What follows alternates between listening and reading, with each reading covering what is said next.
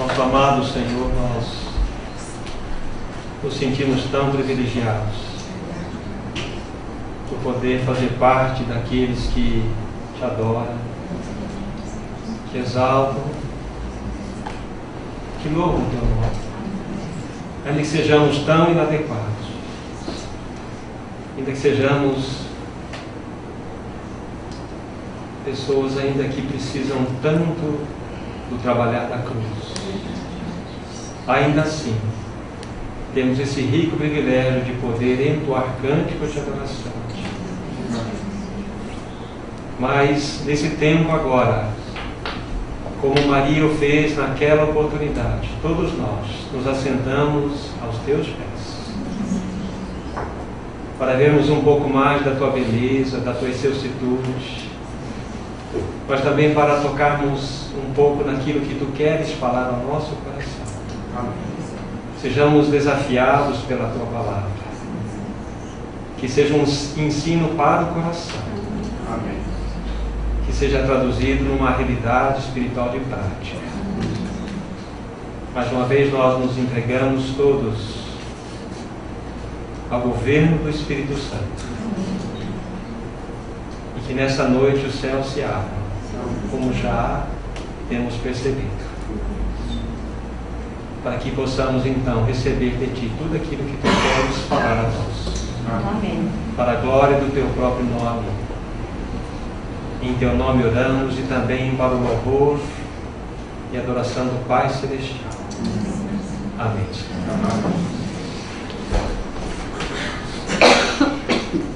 Com a ajuda do Senhor, nós temos então caminhado por essa terceira reunião que nós estamos juntos, dentro daquele encargo que o Senhor trouxe ao meu coração para estarmos tratando de um assunto que envolve tanto o aspecto do andar coletivo do povo de Deus, como aquele aspecto que envolve o nosso caminhar pessoal.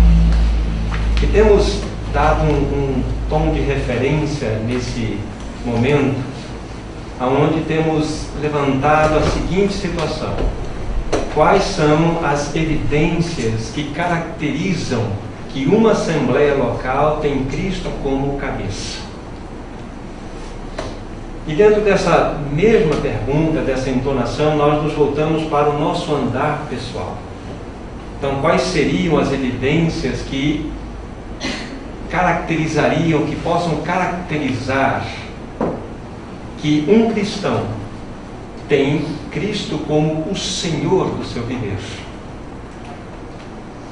E nós já temos colocado para os irmãos aqui que o Senhor nos tocou em 10 aspectos importantes, ainda que teríamos outros, mas tivemos esta direção. Já consideramos alguns desses aspectos, e vale a pena apenas para trazer assim um frescor no nosso coração, e isso vai sempre estar nos norteando, nos lembrar destes aspectos nos quais nós estamos trilhando. O primeiro aspecto que atende tanto um andar coletivo como o andar pessoal é que uma igreja que é caracterizada pelo encabeçamento de Cristo, ela é separada do mundo. E esta mesma separação do mundo envolve o caminhar individual do cristão. Porque é impossível nós podermos servir ao Senhor de mãos dadas com o mundo, tanto coletiva como individualmente falando. Então se faz necessário, para que possamos prosseguir dentro da nossa jornada, onde nós professamos Cristo como nosso cabeça e Ele como Senhor do nosso viver, sermos separados do mundo. A própria definição da palavra igreja nos remete a essa realidade. Aqueles que foram chamados para fora. Fora do quê? Do mundo. Para um uso exclusivo daquele que pagou alto preço por nós. Não somos dele, porque ele nos comprou. Esse é o primeiro aspecto. O segundo aspecto envolve que nós devemos andar de modo digno da vocação com a qual nós fazemos parte. Nós fomos chamados, nós fomos vocacionados, e nós devemos então andar de modo harmônico, segundo essa vocação, Nós vamos, com a ajuda do Espírito, falar um pouco, ainda aqui de maneira bastante sucinta, a respeito dessa vocação, para podermos prosseguir hoje. Andar de modo digno. Isso vale também pelo nosso andar individual. Não tem como nós dizermos que Ele é o Senhor do nosso viver se nós não tivermos um andar harmônico, segundo a vocação com a qual nós fazemos parte. O terceiro aspecto, e nós vamos perceber que é uma grande corrente formada de muitos elos, que esses elos precisam estar sempre interligados para que o encabeçamento de Cristo seja uma realidade numa assembleia e o senhorio de Cristo seja também uma expressão verdadeira no nosso andar. O terceiro aspecto, então, é que nós somos cartas de Cristo. Devemos ser aqueles que são conhecidos, lidos por todos os homens, porque esta carta não foi escrita com tinta, e sim pelo Espírito do Deus vivente. Então, quando nós estamos coletivamente nos expressando ou individualmente andando, ainda que de maneira silenciosa, nós propagamos uma mensagem. As pessoas leem mensagens em nós, nos nossos gestos, nas nossas ações, reações, atos e atitudes. É uma mensagem silenciosa. E ela sempre vai estar de acordo com a medida em que o Espírito Santo tem escrito em nós uma mensagem tremendamente importante. Não é apenas um ensino ético, faça isso ou não faça aquilo. Ele só tem um assunto para o seu povo, é Cristo. Então ele escreve Cristo em nós. Ele escreve Cristo em nós. Porque as pessoas, quando olham para nós, precisam ver não simplesmente uma cabeça inchada de conhecimento, mas precisam ver em nós a expressão do caráter santo de Cristo. Então somos cartas vivas de Cristo, tanto coletiva como individualmente falando. O aspecto seguinte, terceiro aspecto, é que nós somos escravos de amor de Cristo. Não há possibilidade de nós coletivamente dizermos que Ele é o cabeça da Assembleia, da Igreja, se nós não tivermos, como já tratamos isso aqui, a nossa orelha furada, num gesto de que eu não ou nós não mais nos pertencemos, somos daquele que por nós morreu e ressuscitou. Nós voluntariamente nos entregamos a Ele. Isso vale no aspecto coletivo como no aspecto individual.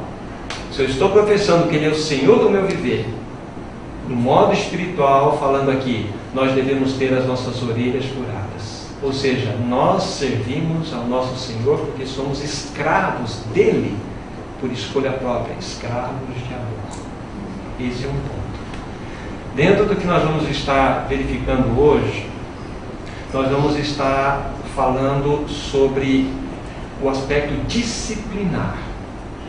Que uma igreja, para experimentar, uma assembleia local, para experimentar o encabeçamento de Cristo, ela não precisa somente desejar a disciplina, ela precisa amar a disciplina que o Senhor promove para o seu povo. Pois amando essa disciplina, nós estaremos dizendo a Ele: Senhor, Tu estás formando o Teu próprio caráter em nós. Então toda disciplina, como nós vamos ver hoje, em primeira mão, não nos parece coisa agradável. Parece-nos situações que trazem tristeza para nós, mas ao seu final produz algo glorioso, que é exatamente o que o Espírito Santo está fazendo em nós, olhando desse aspecto agora. Ele está escrevendo Cristo em nós, através desse aspecto disciplinar. Vale o mesmo pensamento para o aspecto pessoal da nossa jornada. Estamos no quarto aspecto. O quinto aspecto, que ainda na permissão do Senhor vamos tocar hoje, nesses dois, que eu estou mencionando agora, é que a Assembleia que tem Cristo como cabeça, ela é uma mensageira da cruz. Ela não somente tem uma mensagem a dar a este mundo, ela é a própria mensagem que este mundo precisa ver. O mundo não precisa de ouvir muitas coisas. O mundo precisa ver em nós as marcas da cruz, genuínas. Que de fato a mensagem que nós pregamos é uma mensagem que primeiramente ela faz efeito em cada um de nós. E coletivamente também. Então ali está um povo de crucificados genuinamente em Cristo Jesus. Não somente tem uma mensagem a dar, mas são uma mensagem silenciosa a este mundo. Então isso vale tanto do aspecto coletivo como no aspecto individual. Aí nós estaremos professando que Ele de fato, individualmente falando, é o Senhor do nosso viver. Então teremos autoridade para anunciar esta mensagem, essa palavra. E isso vai notificar o seu senhorio em nós, individualmente falando, e o encabeçamento dele numa assembleia. Mas no aspecto seguinte, seria, eu creio que é o quinto agora, se os irmãos me ajudam. Sexto. Vamos lá. O encabeçamento de Cristo é visto quando de fato nós temos uma vida de oração, uma vida aos pés do Senhor. Porque se nós, como povo de Deus, não andamos de joelhos, então nós estamos desonrando aquele nosso Senhor que passou muito tempo do seu ministério no deserto orando diante do seu Pai. E ele, sendo o Messias, teve tanto tempo aos pés do seu Pai. Quanto mais nós precisamos, como seu povo, de termos uma vida de oração diante dele. Isso vale no aspecto coletivo como no aspecto individual. O aspecto seguinte seria que nós precisamos amar a palavra dele, a palavra de Deus. Uma assembleia que está professando que Cristo é o cabeça, aquele que governa, então deve ser uma assembleia que ama a palavra de Deus, que conhece, que busca os desígnios de Deus na sua palavra. Mas como que essa expressão poderia acontecer coletivamente se, num aspecto individual, nós somos tão pobres no tempo que temos investido na nossa leitura, na nossa meditação? Então, essas duas situações sempre vão estar ligadas. O resultado de uma assembleia que goza do encabeçamento de Cristo é o resultado de uma assembleia que tem os seus membros desfrutando do senhorio de Cristo no seu viver. E se eu não tenho uma vida aos pés do Senhor, tanto em oração como em leitura da palavra, o que se espera em mim ou em nós de um crescimento espiritual? E quando falamos aqui crescimento espiritual, não temos a intenção de dizer encher a nossa cabeça de conhecimento. Conhecimento espiritual nada mais é do que a expressão genuína da vida de Cristo em nós. E como que nós vamos poder conhecer aquele a quem professamos se nós não estudamos a sua própria palavra, a sua própria realidade? Faltam dois. Esses dois últimos envolvem o seguinte: uma igreja que professa o encabeçamento de Cristo, ela precisa experimentar algo que é inegociável: andar no Espírito. Como nós precisamos aprender, irmãos e irmãs, todos nós, o que significa isso? O que significa andar no Espírito? Isso vale também pelo aspecto individual. Nós falamos tanto em andar no Espírito, mas o que vem a ser isto? Porque somente pelo Espírito Santo nós vamos poder tocar as realidades de Cristo Jesus. Somente. É o Espírito Santo quem formata, quem arruma todas as circunstâncias necessárias para nós sermos provados, como nós vamos verificar hoje um pouco sobre isso.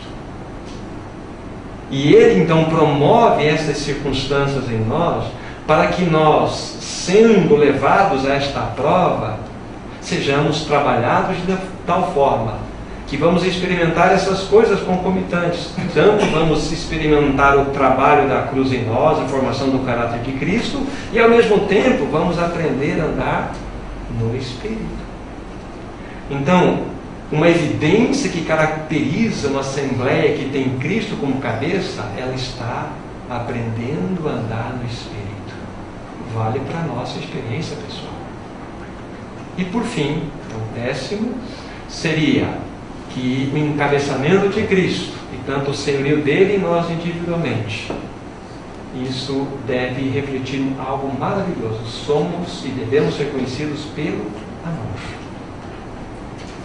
Uma assembleia que diz que Cristo é o cabeça, então ela precisa manifestar aquilo que é a realidade genuína do próprio ser deste Senhor maravilhoso, o amor.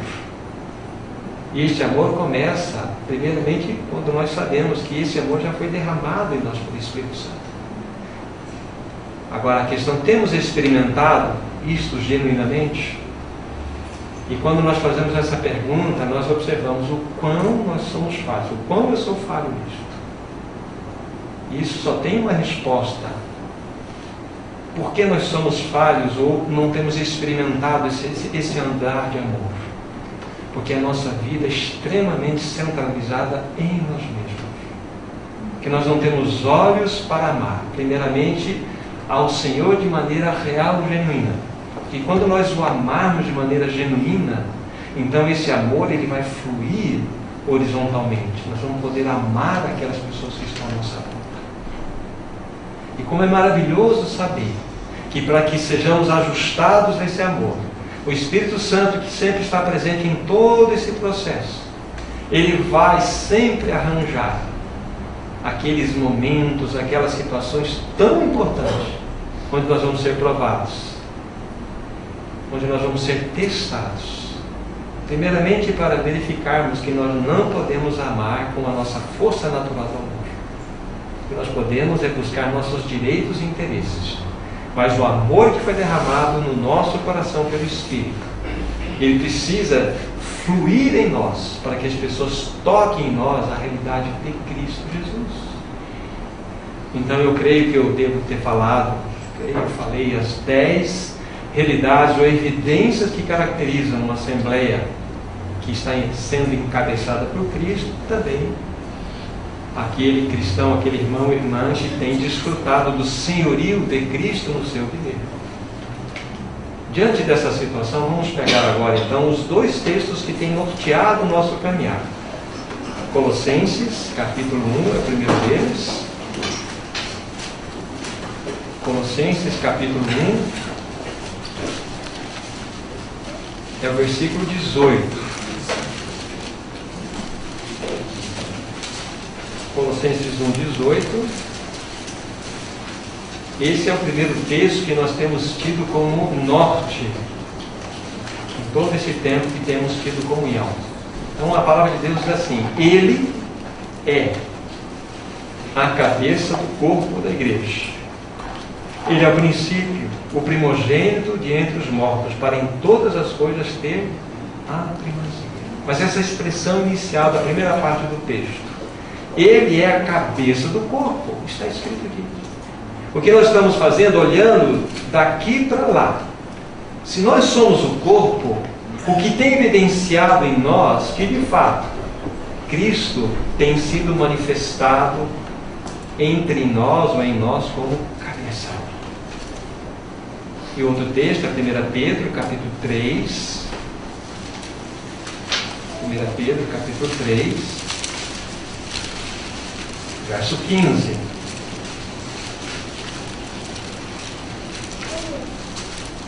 Observem só a palavra do Senhor. Isso aqui agora é o contexto pessoal, individual.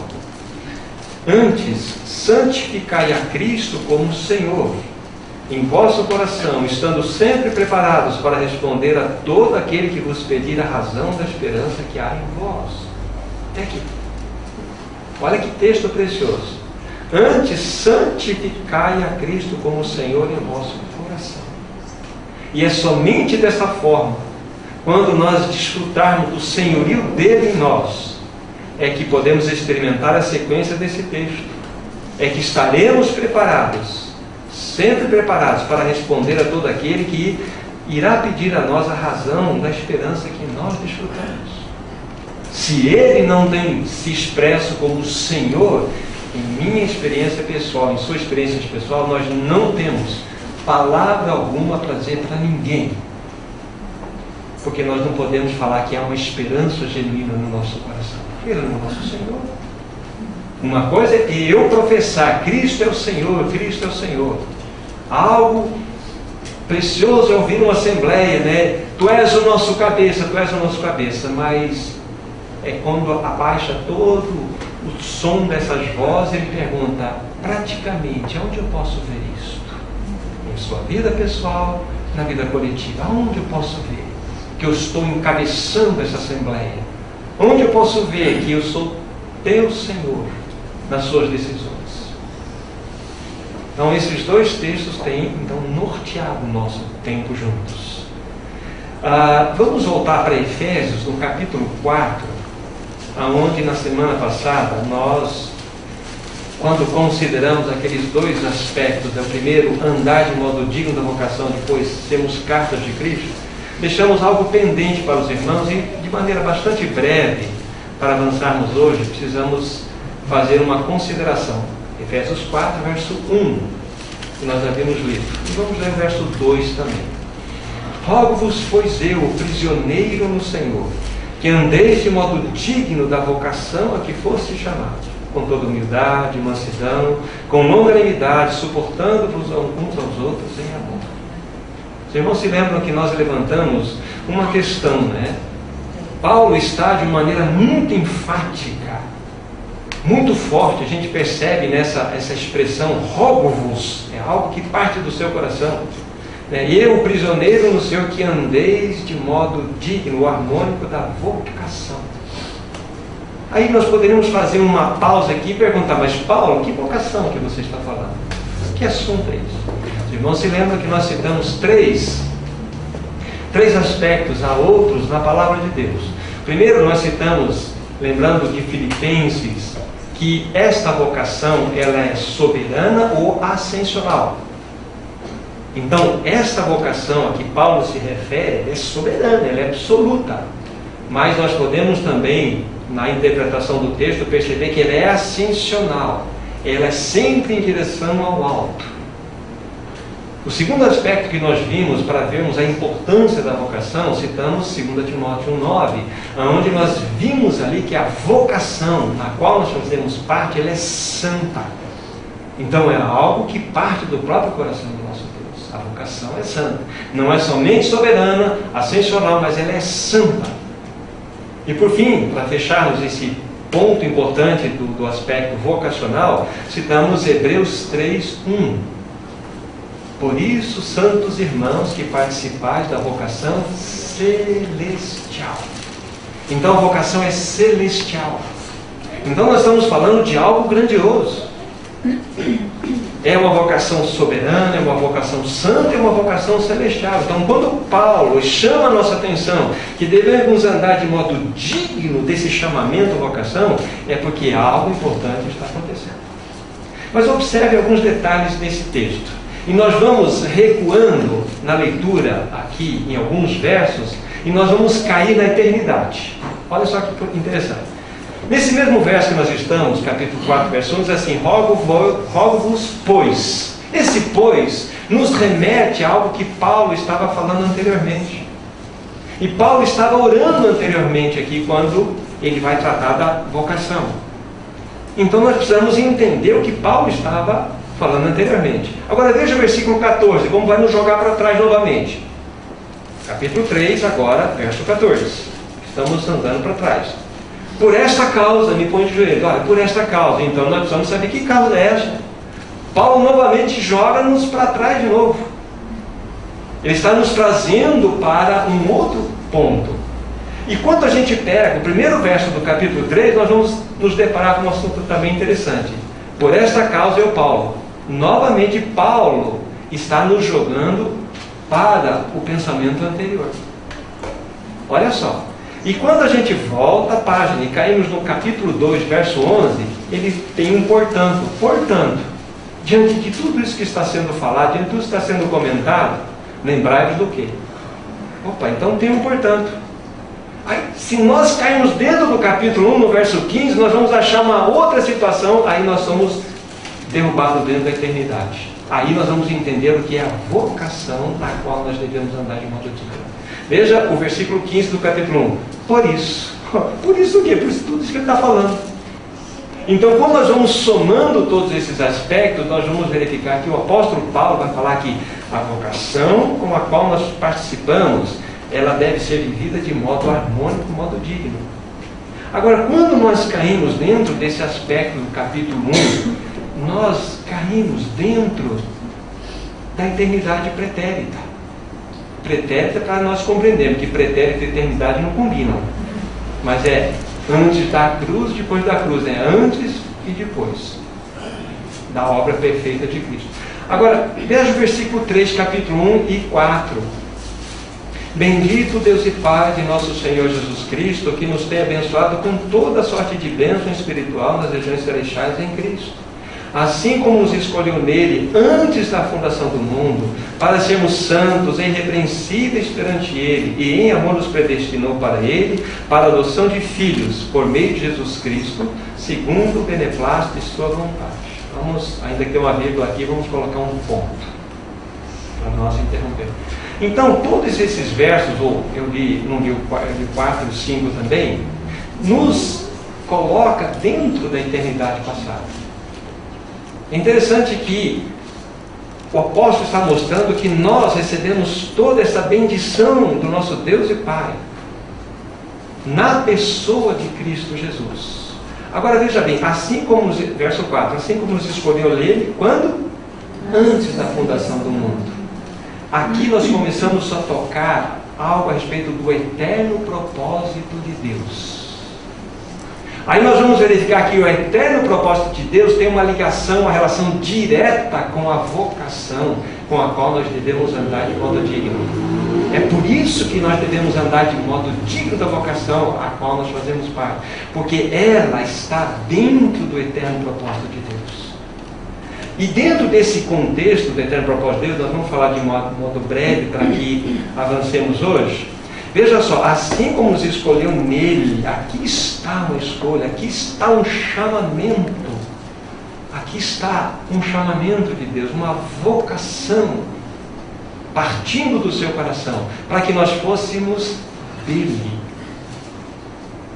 Aí diz assim como nos escolheu nele, verso 4, estamos ainda, antes da fundação do mundo, para sermos o quê? Santos e irrepreensíveis, não é isso? Diante dele. Agora, se nós pensarmos que estamos antes da fundação do mundo, como que nós podemos falar de santidade?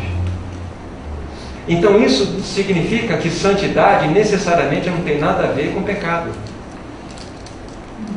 Lógico que agora dentro da esfera de queda na qual nós fazemos parte, tem tudo a ver. Mas necessariamente a santidade não é um trato que precisa especificamente de ter pecado na história. Vamos pegar o exemplo de Adão, por exemplo. Adão foi criado reto, de modo completo. E sabemos todo o contexto, nós não vamos repassá-lo aqui. Adão, se ele, isso hipoteticamente, tivesse ingerido o fruto da árvore da vida, isso ali era um símbolo da presença de Cristo. O que aconteceria com Adão? Ele entraria no processo de santificação. A vida de Cristo seria formada nele, sem que ele tivesse pecado. Santidade é a formação de Cristo no ser humano. E Adão não tinha Cristo formado nele. Ele precisava ser santificado. Por isso que sermos santos e irrepreensíveis aqui antes da fundação não tem essa conotação, não tem nada a ver com pecado. Hoje sim, porque a queda faz parte da nossa história. A Bíblia fala que nós devemos ser santos porque Ele é santo. E isso implica também nas nossas escolhas, nas nossas decisões, enfim, todas essas situações. Mas Ele nos mostra na sequência que em amor nos predestinou para Ele para a adoção de filhos. Vocês estudarem os 14 primeiros versículos desse primeiro capítulo, vocês vão encontrar a presença da Trindade Santa aqui. Deus Pai, não deu a redenção, na presença de Deus Filho, e depois que nós fomos selados pelo Espírito Santo, o qual é o penhor da nossa herança. Então nós temos a esfera das 3 expressões aqui: Pai, Filho e Espírito Santo. Então, dentro do eterno propósito, para a gente poder avançar hoje, o que significa? Deus sempre desejou no seu coração de ter uma família. Não está aqui, com muitos filhos, quer nos adotar como filhos maduros. Ele não quer ter um berçário espiritual junto com ele, ele quer filhos que nascem pequenos, mas que caminham para a maturidade, expressem o caráter do seu Filho maior, Cristo. Então, nós temos aqui a igreja atendendo aqui as 3 realidades, tanto o Pai como o Filho como o Espírito Santo. A igreja atende ao Pai no que concerne a ser uma expressão de uma família composta de muitos filhos, o qual tem Pai Celestial como o grande Pai. A igreja também atende o anseio do Senhor Jesus Cristo, que deseja ter um corpo composto de muitos membros que possam manifestar o seu caráter. A igreja não é o corpo de Cristo. E a igreja também atende o quê? Atende o anseio do Espírito Santo, que deseja ter um templo composto de muitas pedras vivas, que estarão manifestando o quê? As glórias e belezas de Cristo. Então, uma família, um corpo e um templo. Então, tudo isso nós temos. Aí, nós pensamos, mas que vocação é esta na qual nós fazemos parte? Que vocação linda!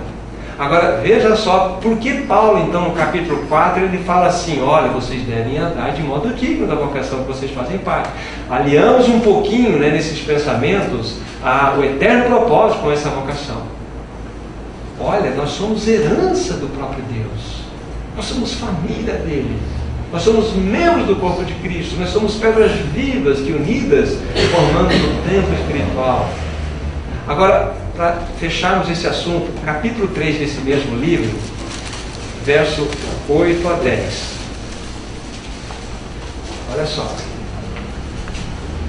A mim, o menor de todos os santos, me foi dada esta graça de pregar aos gentios o evangelho das insondáveis riquezas de Cristo, e manifestar qual seja a dispensação do mistério, desde os séculos, oculto em Deus que criou todas as coisas, para que, pela igreja, a multiforme sabedoria de Deus seja, ou se torne conhecida agora, dos principados e potestades dos lugares celestiais.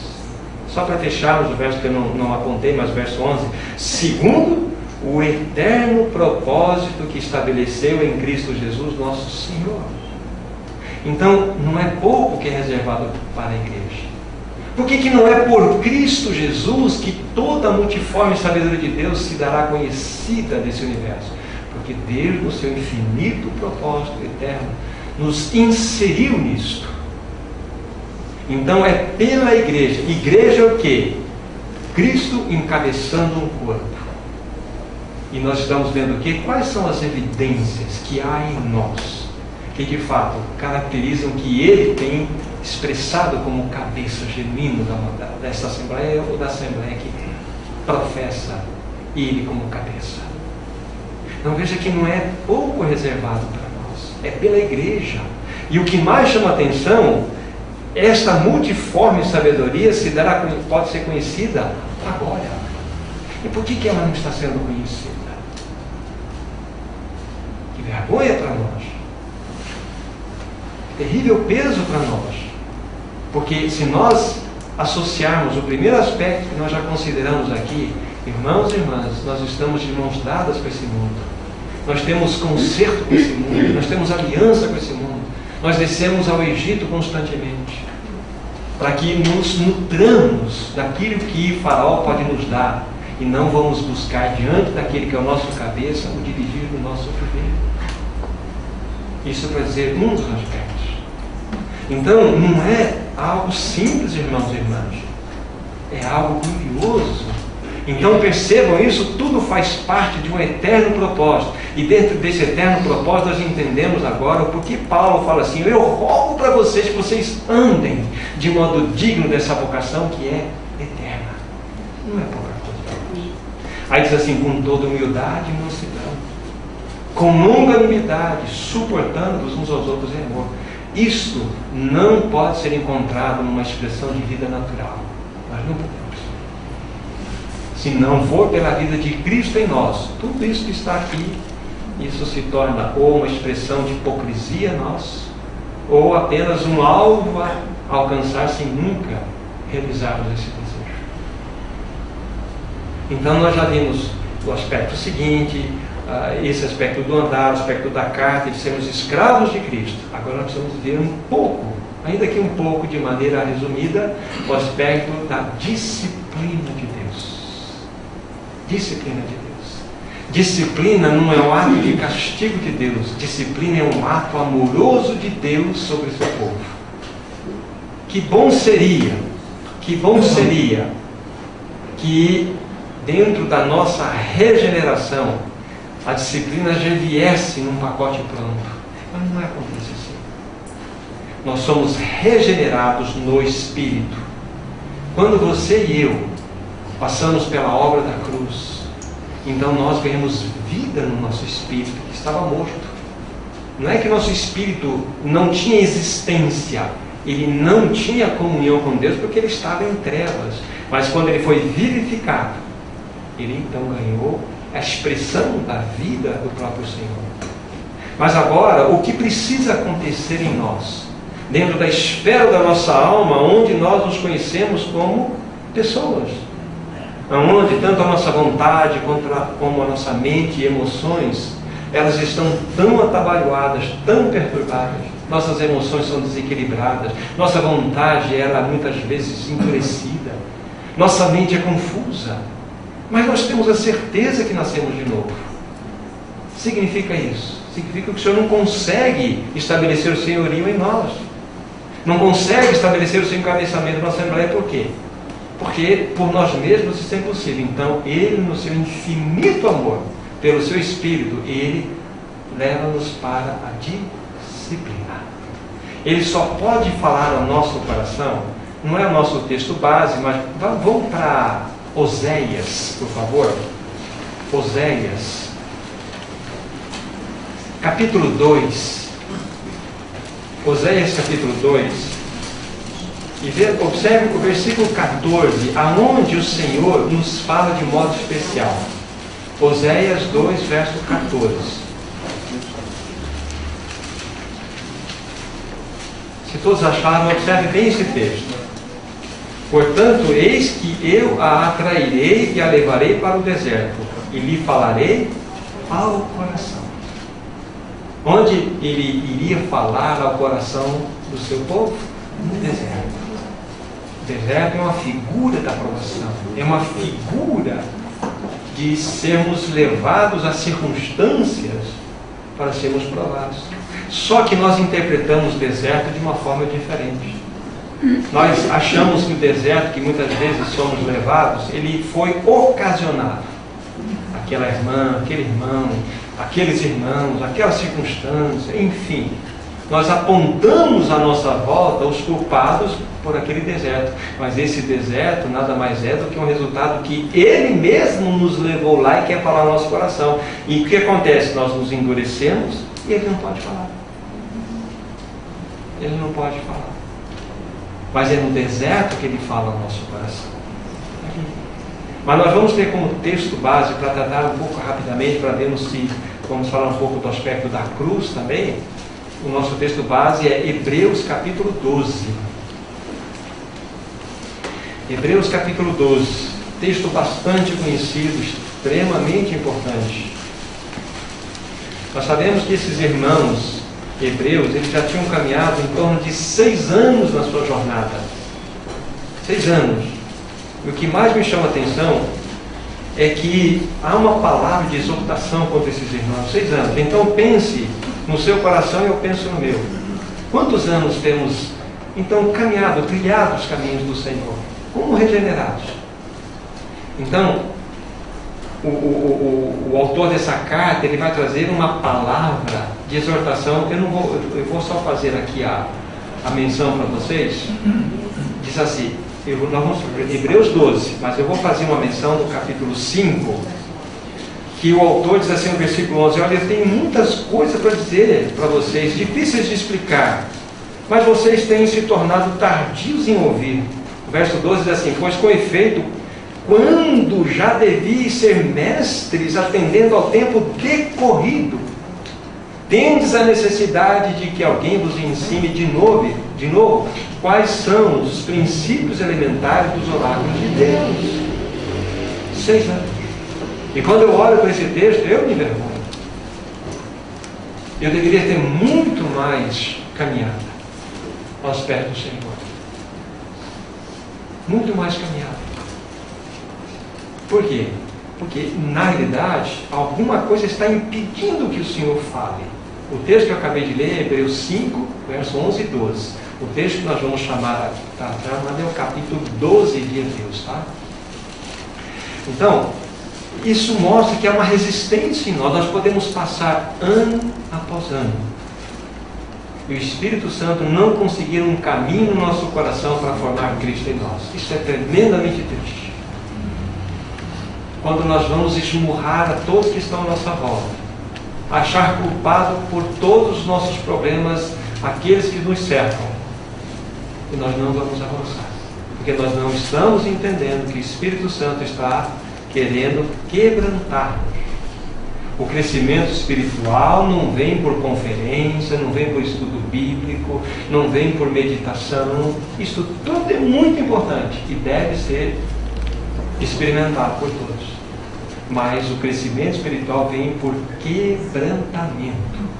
Porque crescimento espiritual não é a quantidade de informação de Cristo que você e eu adquirimos na nossa mente.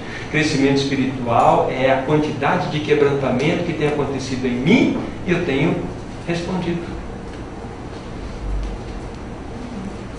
Por isso, então, a disciplina ela é algo que toca o amor de Deus, não a punição de Deus. Então, Hebreus 12, a partir do verso 5, ainda que os versos precedentes são importantes, mas a partir do verso 5 diz assim, estáis esquecido? Aqui o autor vai levantar uma pergunta que vai botar uma interrogação lá no versículo 7. Estáis esquecidos da exortação que, como a filho discorre convosco? Ele lembra de Provérbios.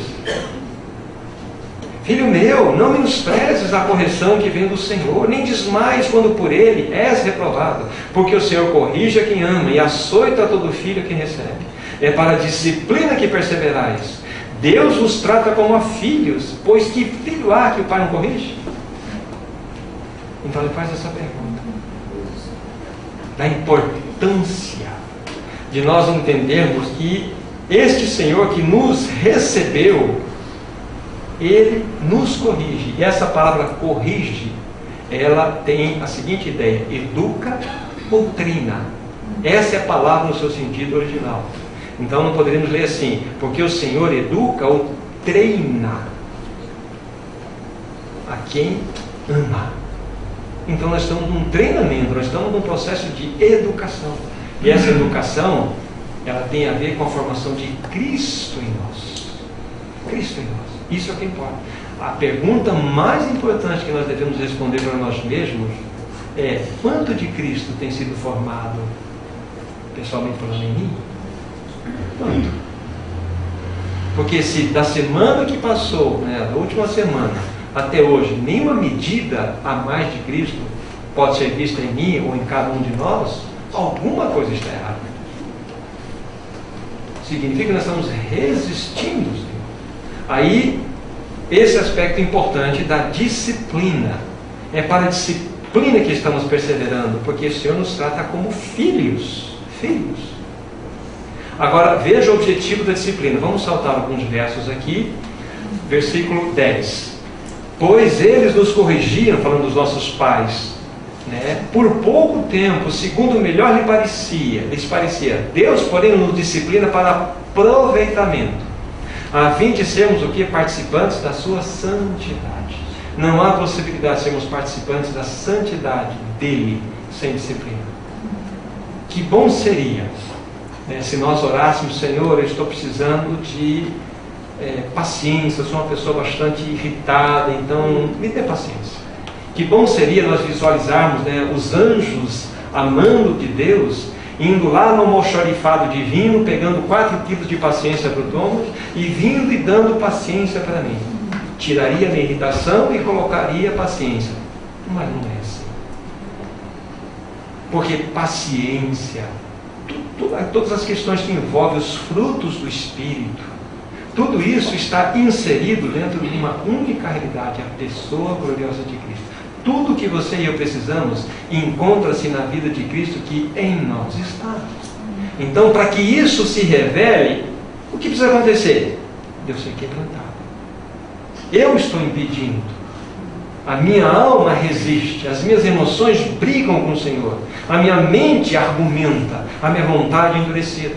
Então, como que esta vida gloriosa de Cristo vai se expressar em mim? Não vai. Mas o Espírito não desiste. E como vamos ser participantes da santidade? Só pela disciplina. Então, se você e eu estamos debaixo da disciplina, essa é a ideia do Espírito. Não tem nada de errado.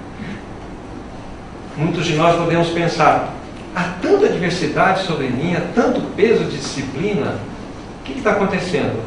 Não, é porque Deus te ama tanto que Ele quer que você seja mais e mais conformado à imagem do seu Filho. E Ele sabe exatamente como lidar com cada um de nós. Eu sempre digo a mim mesmo, conforme a dureza do nosso coração, o Senhor tem um calibre da sua marreta. Então ele ajeita as pessoas que vão ser as ideais para tratar conosco. Só que o nosso problema, nós olhamos para a marreta, não olhamos para quem está segurando a marreta. É o Senhor.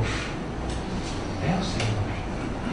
O Senhor quer que nós nos humilhemos aos seus pés, para que Ele possa julgar a situação. Ele possa julgar. Já falei isso por muitas vezes, mas se subiu ao meu coração, preciso novamente falar. Eu aprendi muitas coisas com meu pai. Meu pai era uma pessoa muito simples, mas tinha muita sabedoria. E ele disse assim, sabe, meu filho, o diabo é muito astuto. Muito astuto. Ele enche a pessoa de razão. Sabe uma coisa, meu filho? E o pior de tudo, que quando a pessoa vai ver, ela tem razão mesmo. O que significa isso? Que o diabo quer que nós nos finquemos dentro da nossa própria razão. Mas Jesus, que tinha toda a razão desse universo, não viveu pela sua razão. Ele entregou-se diante daquele que julga retamente todas as coisas. Só que nós nos fincamos na nossa justiça e vamos buscar nossos direitos. Isso é a palavra de sabedoria. Nós não temos razão. Nós temos a vida de Cristo em nós. Esse é o ponto. Mas é para participarmos da santidade. É lógico, verso 11 é assim, toda disciplina no momento não vai parecer algo que traz alegria, mas sim de tristeza. No entretanto, ela vai produzir um fruto pacífico aos que têm sido por ela exercitados. Frutos de justiça. Nós vamos ser exercitados. Aí vem a recomendação para todos nós, né? Versículo 12. Por isso, restabelecer as mãos descaídas e os joelhos trôpegos. É assim, nosso andar tem essa característica de desânimo, porque nós focamos a nossa atenção no aspecto horizontal do nosso viver. Aí nós devemos fazer caminhos retos para os pés, para que não se extravie o que é manco, onde seja curado. Agora vamos para Salmo 32. Salmo 32.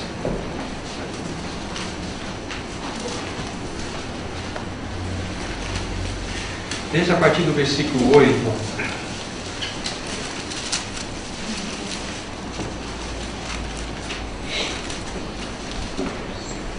Olha que preciosa a palavra. Instruir-te-ei e te ensinarei o caminho que deves seguir, e sob as minhas vistas te darei conselho. Não sejais como o cavalo ou a mula, sem entendimento, os quais com freios e cabrestos são dominados. De outra forma, não te obedecem. É interessante, se você pegar esses versos e colocar aí um ao lado do outro, como já estão, e fazer a pergunta, por que estão um lado do outro aqui? Primeiro o Senhor fala, instruir-te-ei e te ensinarei o caminho que deve seguir, sobre as minhas vistas te darei conselho, que precioso. Mas de repente parte para um outro aspecto, não sejais como o cavalo ou a mula. que sem entendimento, os quais com freios e cabrestos são dominados. Sabe-se freios e cabrestos significa misericórdia de Deus. Cavalo e mula representa a nossa alma, gente. Nós somos em entendimento que quando as pessoas nos ferem, ou nós escoiciamos, damos muito coisa, porque somos cavalos indomáveis, ou como mula empacamos. Ficamos dentro de nós mesmos, criamos nosso mundo pessoal e nos fechamos. Autocomiseração, autopiedade, amor próprio. Veja só o que fizeram comigo, veja a minha situação. Empacamos. Aí o Senhor precisa jogar freio, cabresto em nós. Isso é misericórdia dele. Mas nós somos especialistas em escoiciar aqueles instrumentos que o Senhor manda para nós, para nos disciplinar, para tratar conosco, para que nós sejamos quebrantados, que a nossa alma seja de fato toda ela triturada, para que a vida de Cristo seja manifestada em nós. Olha só, uma obediência forçosa, que coisa mais terrível. Mas o Senhor nos chama para uma obediência voluntária. Voluntária. Então a disciplina tem como finalidade a formação de Cristo em nós. Vamos pegar mais algumas passagens para verificarmos esse ponto. Vamos voltar para Romanos capítulo 8. Vamos para Romanos capítulo 8. Texto que nós já conhecemos, mas creio que vale a pena nós focarmos nele. Romanos 8, 28 e 29. A palavra do Senhor diz assim: sabemos que todas as coisas cooperam para o bem daqueles que amam a Deus, daqueles que são chamados segundo o seu propósito. Porquanto aos que de antemão conheceu, também os predestinou para serem conformes à imagem do seu Filho, a fim de que ele seja o primogênito entre muitos irmãos. Olha que texto precioso da palavra do Senhor. Todas as coisas cooperam conjuntamente para uma única finalidade: é para o bem. Como certo irmão disse, né, não está escrito aqui o nosso bem está, mas para o nosso bem. Bem segundo o propósito que Deus tem para conosco, que é nos conformar, diz o verso seguinte, à imagem do seu Filho, de Cristo. Então há uma predestinação sobre cada um que faz parte do povo de Deus. Há uma predestinação para a Assembleia, de sermos conformados à imagem de Cristo. Deus não vai desistir de nós até que Cristo seja formado integralmente. As pessoas tocaram Cristo em nós, ainda que sejamos endurecidos. Algo importante sobre a disciplina ou quebrantamento: nós não podemos antecipar a obra do Senhor em nossas vidas, mas infelizmente nós podemos retardar o seu processo. Assim como o povo de Israel, quando saiu do Egito, ele tinha um percurso de 2 anos, vamos colocar em números redondos aqui, 2 anos até Cades Barneia, 2 anos, não podia chegar lá em 6 meses, 2 anos. Mas o fato é que depois daquela fronteira, por todo aquele contexto de rebelião ali que aconteceu, esse povo peregrinou 38 anos, completando 48 anos no deserto. 40 anos no deserto. O que acontece isso? Eles retardaram entrar na Canaã, que significa o quê? Significa a plenitude de Cristo. Então, isso é uma realidade para nós como povo de Deus. Como filhos, nós temos Cristo habitando em nós. Nós já experimentamos Cristo como o povo de Israel experimentou, quando mesmo estava no Egito, como o cordeiro imolado, não foi isso? Eles foram libertos, creram, o primogênito foi poupado, ali houve salvação. Então experimentaram de fato Cristo. Depois experimentaram Cristo num grau maior, experimentaram Cristo como o maná, o alimento diário. Não é algo maravilhoso? A pedra da qual brotava água, a pedra que seguia a Cristo. Experimentaram Cristo. Mas o Senhor tinha muito mais. O Senhor queria que eles desfrutassem da plenitude de Cristo, que é a figura de Canaã. Então nós desfrutamos de Cristo, mas o Senhor quer que nós desfrutemos da sua plenitude. Individualmente nós temos um alcance, mas na totalidade nós teremos toda a plenitude desfrutada. A totalidade da igreja, não falo só de uma assembleia, eu falo de Assembleia Universal, quando ela estiver toda preparada. Então nós vamos desfrutar do que significa plenitude de Cristo Jesus. A tal ponto que o testemunho, vejam que diz 2 Tessalonicenses, esse é um dos textos que tocam profundamente o meu coração e faz com que descanse nas promessas do Senhor. E isso é possível. 2 Tessalonicenses capítulo 1. 2 Tessalonicenses capítulo 1. Veja o versículo 10. Quando vier, estamos falando do Senhor Jesus Cristo, vier pela segunda vez.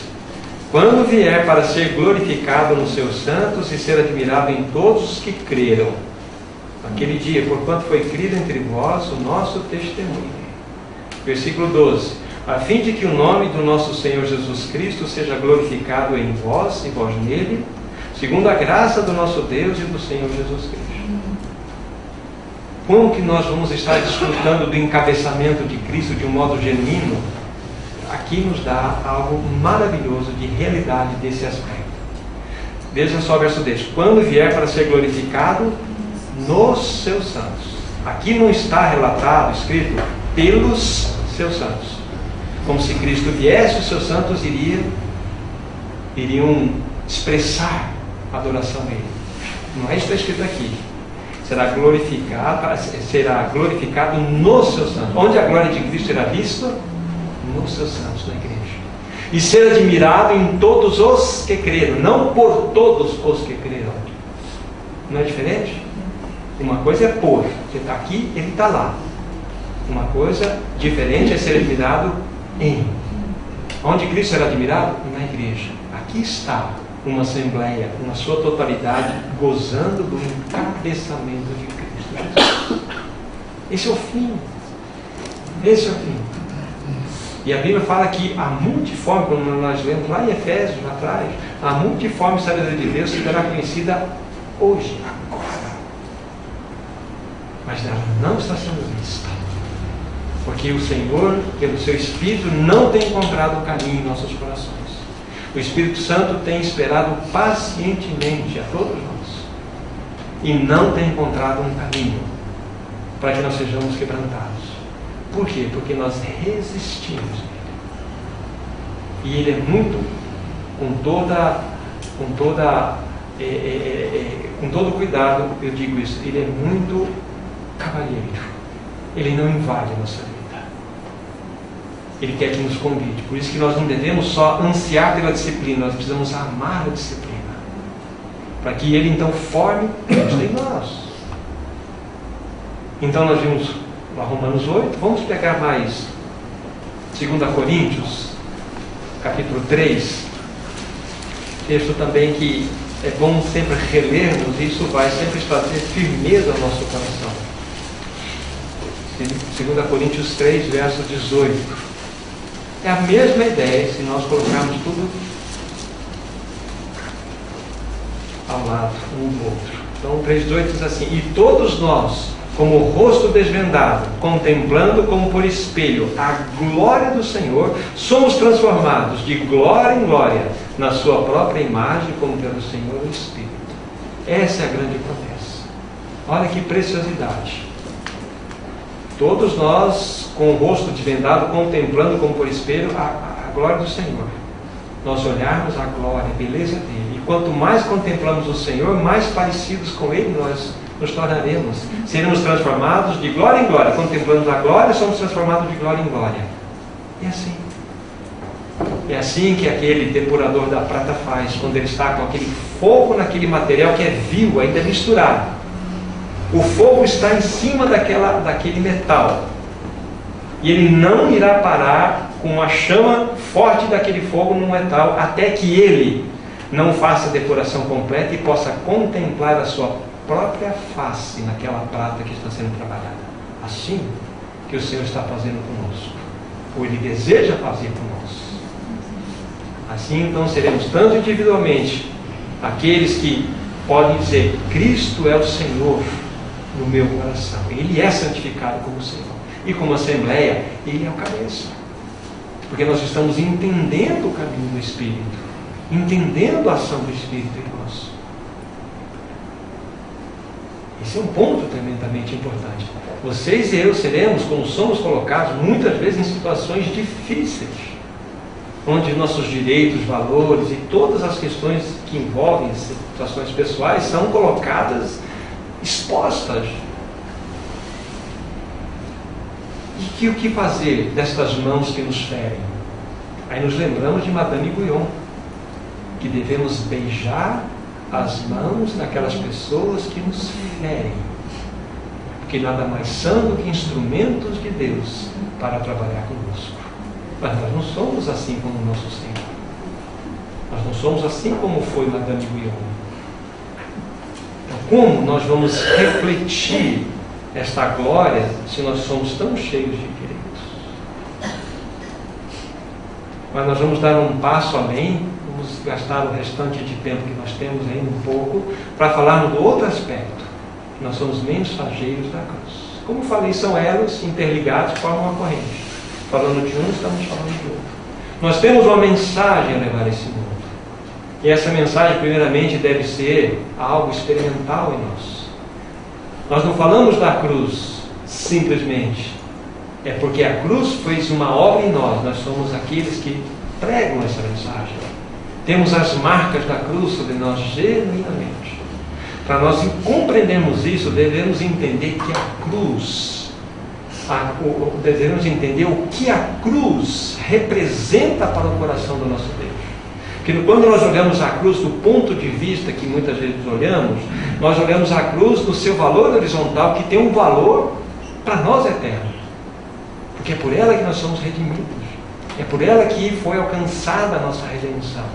Mas nós precisamos entender o valor da cruz segundo o coração de Deus. A cruz, segundo o coração de Deus, é um princípio regente desse universo. A cruz sempre agiu nos seus princípios e sempre agirá. É o princípio que governa a Trindade. Olha que bênção que nós, quando lemos a palavra, tocamos aquele texto, né? Quando os céus se rasgaram, eu ouvi-se uma voz do céu, Pai dizendo: este é o meu Filho amado, em quem tenho todo o meu prazer, a Ele ouvir. Olha só, cruz, princípio da cruz, a Ele você deve ouvir. Aí quando a gente olha na perspectiva do Filho, ele fala assim: olha, uma comida eu tenho que comer, e esta é fazer a vontade do meu Pai. Eu não vim do céu para fazer a minha vontade, e sim a daquele que me enviou. Isto é o quê? Cruz, princípio da cruz.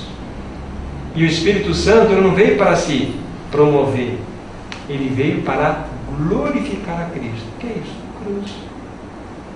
Mas o Senhor Jesus não precisava experimentar a cruz que ele provou. Aquela cruz do Calvário é sua e é minha. Melhor dizendo, é minha e é sua, é nossa. Mas ele foi para lá, para que nós pudéssemos ser salvos, para que nós pudéssemos olhar para a redenção que foi nos dada graciosamente. Mas isso, a obra da cruz, quando nós nascemos de novo, ela simplesmente tem a finalidade de nos inserir agora num caminhar de cruz. Então nós temos sim uma mensagem redentora para levar, mas nós devemos ser estes mensageiros que trazem as marcas da cruz em si mesmos, em nós mesmos. Vamos pegar rapidamente numa experiência aqui de 2 Timóteo. Nós vamos ver dentro dessa perspectiva aqui algo que vai nos ajudar. 2 Timóteo,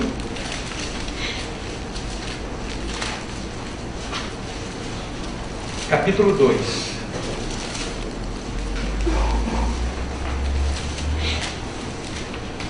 Segundo Timóteo, capítulo 2, versículo 3 em diante. O apóstolo está escrevendo a sua derradeira carta, a sua carta tão linda, né, que ele escreveu quando ele estava preso já pela coroa romana e depois daquilo já seria sacrificado. Sua última carta, então ele está escrevendo a seu filho Timóteo, filho na fé. Então, capítulo 2, 2 Timóteo 3 diz assim: participa dos meus sofrimentos como bom soldado de Cristo.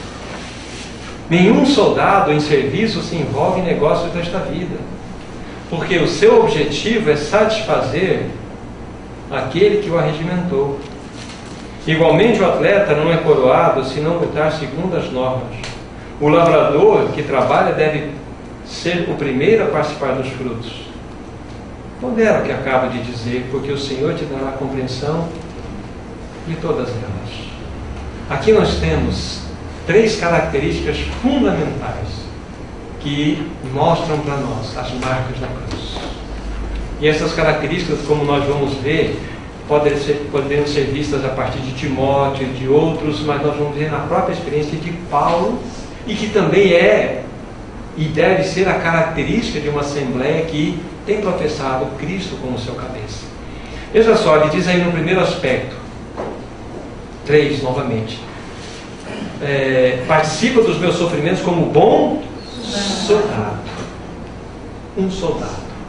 Um soldado, quando ele vai então servir o seu país, é um soldado que ele vai estar debaixo de absolutas ordens. Ele não vai determinar o que ele vai ou não vai fazer. Então, uma palavra que nós podemos colocar ao lado de soldado aqui é exclusividade. O soldado é exclusivo para servir o seu país diretamente ligado ao seu comandante. Um soldado não se envolve com serviços e negócios desta vida, porque o seu objetivo é satisfazer aquele que o regimentou. Então, como que nós vamos estar noticiando de maneira prática que nós somos crucificados? Somos soldados, somos exclusivos. A igreja é exclusiva como um soldado. Aliás, Efésios, uma das características da igreja, no capítulo 6, mostra-nos que ela é uma guerreira de Cristo Jesus. Ela é uma guerreira. Então, soldado é o primeiro aspecto. O segundo, versículo 5: igualmente o atleta não é coroado se não lutar segundo as normas. Atleta. Um atleta também, ele tem uma única preocupação, é encontrar o seu alvo, é chegar na final e realmente receber o quê? O prêmio. Ele quer um prêmio. Então, um atleta, ele tem que ser uma pessoa extremamente, aí coloca uma palavra à frente, disciplinado. Disciplina. Nós devemos ter disciplina. Sermos pessoas disciplinadas. Pessoas que têm alvo. Um atleta, ele não se priva de muitas coisas. Alimentação, não faz muitos exercícios, dorme na hora certa, acorda na hora certa, tem alimentações adequadas. Do ponto de vista espiritual, esta é a mesma realidade. Devemos ser atletas, pessoas disciplinadas. Isso caracteriza que, de fato, as marcas da cruz são genuínas em cada um de nós e na Assembleia. Então a Assembleia deve ter uma característica de ser soldado e também uma característica de ser atleta, como individualmente falando. Aí tem outro aspecto, versículo 6, o lavrador que trabalha deve ser o primeiro a participar dos frutos. Lavrador.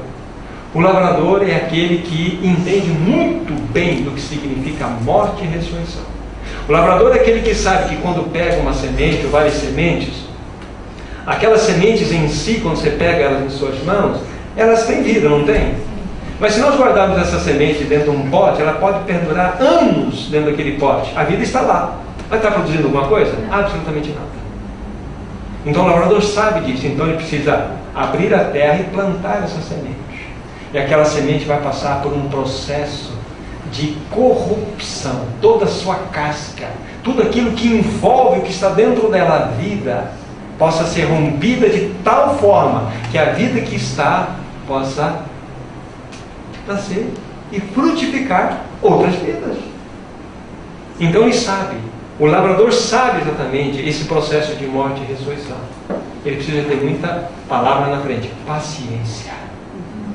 Paciência. O lavrador é aquele que, quando planta, tem que ter paciência. Olha para o céu, espera a chuva. O Senhor Jesus, ele disse assim: se o grão de trigo caindo na terra ficar só e não morrer, ele fica só. Mas se morrer, produz muito fruto. Nós somos o fruto da morte de Cristo Jesus. Para que você e eu sejamos bênçãos e possamos produzir frutos, nós precisamos ser plantados na morte. Sem morte não há frutos. Sem o quebrantamento, sem a ação do Espírito em nós, não podemos produzir. Só poderemos produzir vida pela morte. Então aqui está a qualificação clara de um que tem compreendido que precisa ser um soldado, um atleta e um lavrador. Esse é tremendamente significativo. Então a disciplina, nós vimos a exclusividade, a disciplina e a paciência. O soldado visa a vitória, o atleta busca uma coroa e o lavrador busca um fruto. Agora vamos ver como que Paulo concluiu o seu ministério. E por aqui nós vamos também buscar o nosso encerramento. Capítulo 4 desse mesmo livro. Como é lindo esse livro, irmãos e irmãs. Como é precioso você tocar o coração de Paulo. Quando ele estava na sua luta naquela prisão, sabendo que ele já estava bem próximo de ser oferecido, para que ser oferecido como sacrifício. E olha o que ele diz a respeito dele mesmo, versículo 6, capítulo 4. Quanto a mim, estou já sendo oferecido como libação. Libação era uma oferta extra, que era um derramamento de vinho sobre uma oferta que estava sendo feita. Era um derramar de um vinho numa oferta. É uma oferta extra. E o tempo da minha partida já é chegado. Veja que o Espírito já falava com ele. Agora veja o versículo 7. Combati o bom combate. Olha o bom soldado aqui. Completei a carreira. Olha o atleta aqui. Olha um crucificado. Guardei a fé. Olha a paciência do lavrador. Ele perseverou, ele guardou, ele passou por sofrimentos. Aí disse assim: já agora a coroa da justiça me está guardada, qual o Senhor, reto juiz me dará naquele dia, e não somente a mim, mas a todos quantos amam a sua vinda. Aqui está o crucificado. Um soldado, um atleta, um lavrador. Um que colheu muitos frutos. Irmãos e irmãs, o Senhor deseja isso de nós. Como assembleia, como que vamos professar o encabeçamento dele em nosso meio? Como que vamos professar o senhorio dele no nosso dever, se nós estamos tão envolvidos com tantas coisas, menos com seus assuntos? Mas ele tem buscado aqueles que são soldados, atletas e lavradores. Ele tem buscado aqueles que querem uma vitória, aqueles que almejam uma coroa e aqueles que querem muitos frutos. E assim nós seremos então aqueles que estão evidenciando características genuínas que Cristo é o cabeça da Assembleia. Seremos aqueles que individualmente estaremos experimentando o senhorio dele no nosso coração. Oh, irmãos e irmãs, como nós precisamos desse amado Senhor. Que Ele nos ajude, que Ele nos socorra. Nosso amado Senhor, nós somos profundamente gratos a Ti. O Senhor tem sido tão bondoso, tão paciencioso conosco. Nós queremos sempre estar prontos para recebermos toda a disciplina que pelo Espírito tem sido proporcionada a nós. Queremos ser também aqueles que sejam mensageiros genuínos da cruz. Faze-nos soldados, faze-nos atletas, faze-nos lavradores. Que o Teu nome seja honrado no nosso meio. Nós Te agradecemos no nome santo, perfeito, do amado da nossa alma, Jesus. Amém. Amém.